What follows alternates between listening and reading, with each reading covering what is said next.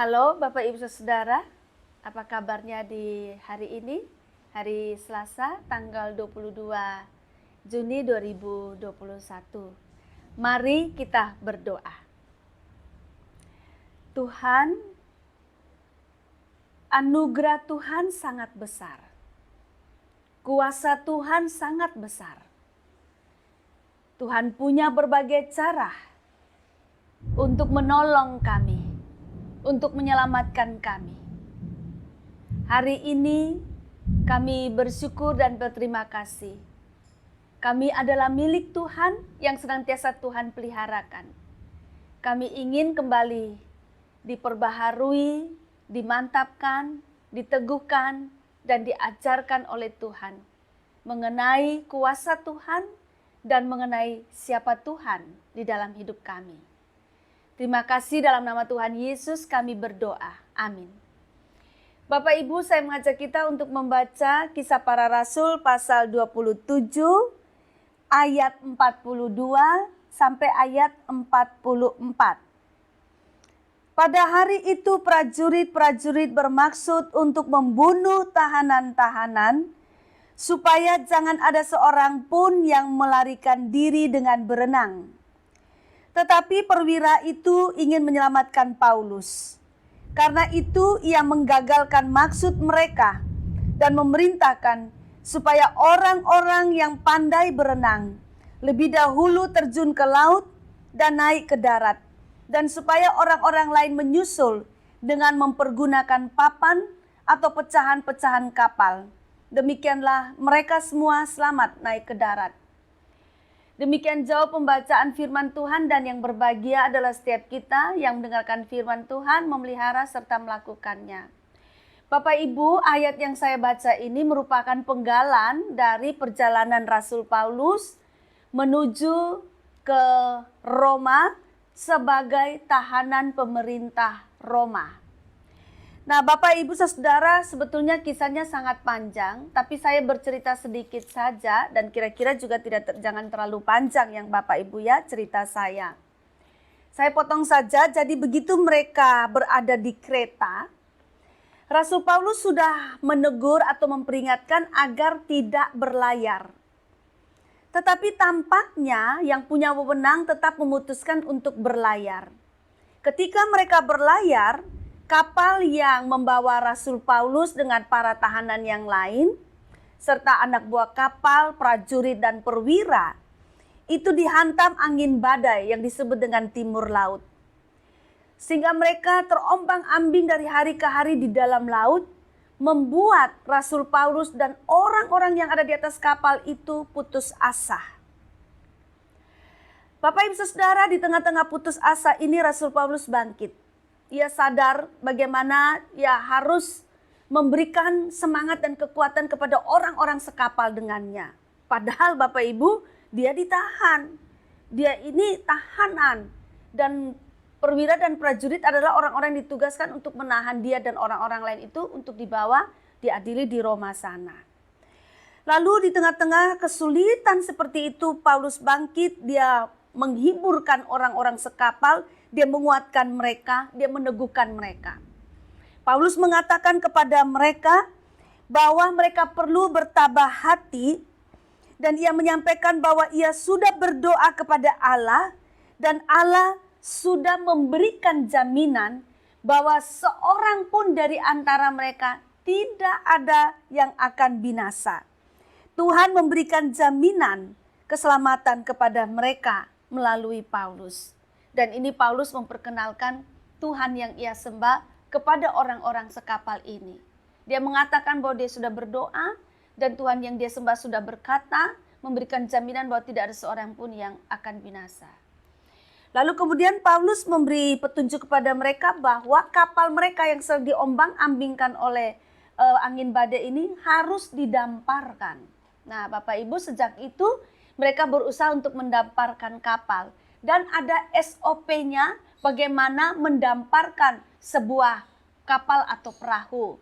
Ketika mereka sedang mengerjakan ini, lalu anak-anak buah kapal itu mendapat ide dari skoci yang ada di kapal. Mereka diam-diam berencana untuk menyelamatkan diri mereka sendiri dengan skoci yang ada di kapal itu. Nah, ketika mereka sedang berencana itu, Paulus memperingatkan kepada perwira dan prajurit-prajurit bahwa kalau mereka membiarkan anak-anak kapal, atau kita sekarang menyebutkan dengan anak buah kapal itu, pergi turun dari kapal dengan skoci dan berlayar, maka orang-orang sekapal, baik perwira, prajurit, dan para tahanan tidak akan selamat.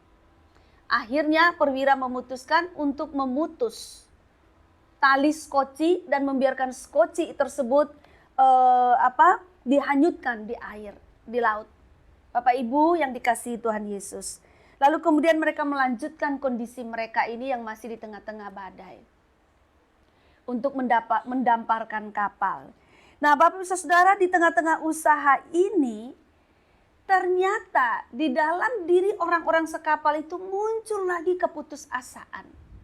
Wujud dari keputusasaan mereka adalah mereka tidak nafsu makan, tidak suka makan. Dan ini sangat berbahaya. Akhirnya Paulus kembali menguatkan mereka, menyemangati mereka. Paulus mengatakan kepada mereka kalau mereka tidak makan, mereka tidak akan selamat. Maka Paulus mendesak mereka, mereka harus mau makan. Tetapi mereka tetap tidak mau makan, Bapak Ibu Saudara. Lalu Paulus mengambil roti, lalu berdoa, lalu kemudian di depan mereka ini Paulus memulai dari dirinya sendiri. Ia makan roti di depan mereka. Tindakan Paulus ini memberikan semangat kepada orang-orang sekapalnya juga untuk mulai makan. Nah, Bapak Ibu Saudara, kemudian mereka makan, mereka punya kekuatan lagi.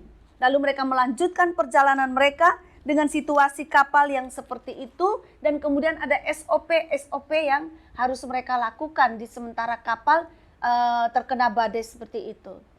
Lalu sementara mereka berusaha untuk mendamparkan kapal, mereka melihat bahwa di ujung sana terlihat semacam daratan. Nah, Bapak Ibu Saudara, lalu mereka memutuskan untuk berlayar ke daratan itu. Tetapi ternyata ketika mereka sedang berusaha untuk menuju ke daratan itu dan sebelumnya mereka harus mendamparkan kapal, ternyata mereka melanggar busung pasir katanya. Maka kapal itu menjadi kandas.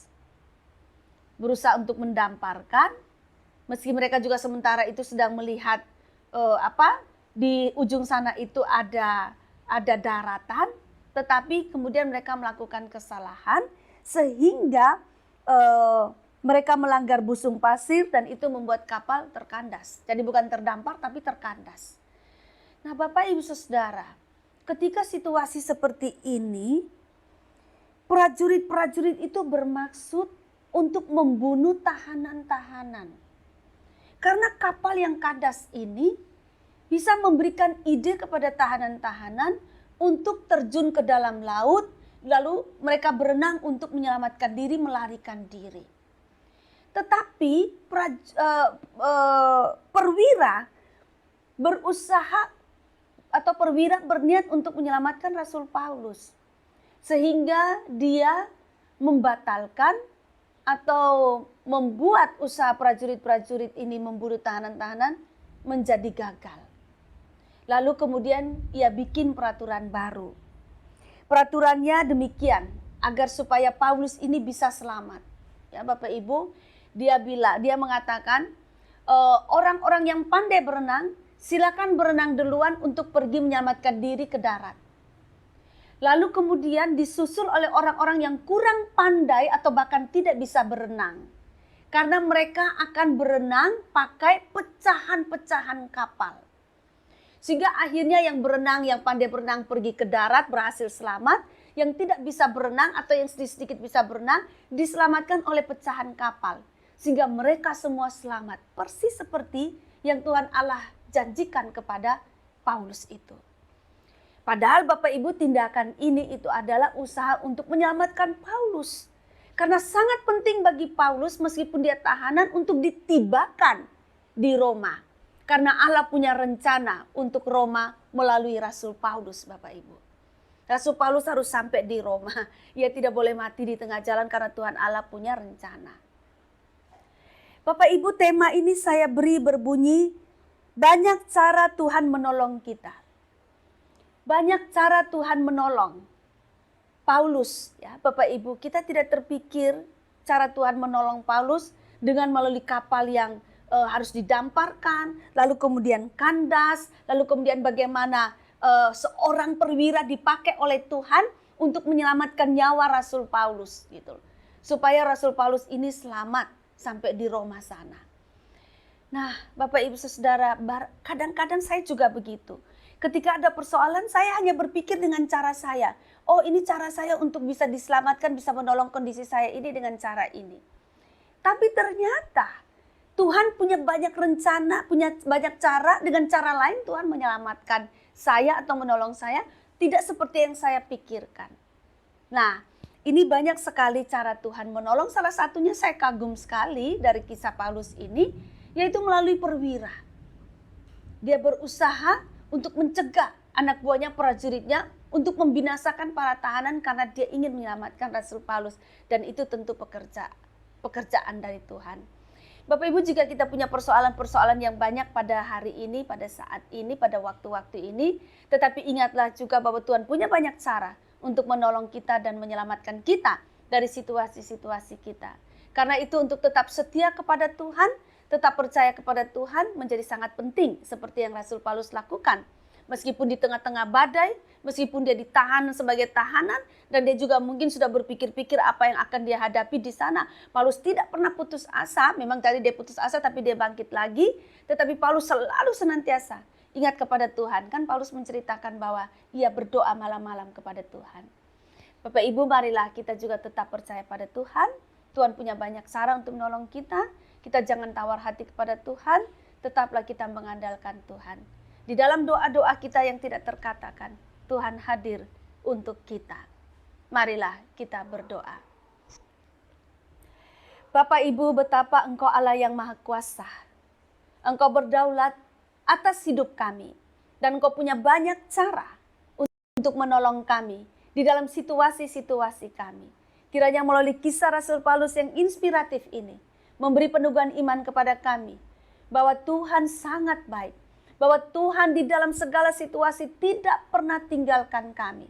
Tuhan ada bersama-sama dengan kami, dan kuasa Tuhan memiliki cara yang banyak sekali untuk menolong kami. Terima kasih, dalam nama Tuhan Yesus kami berdoa. Amin.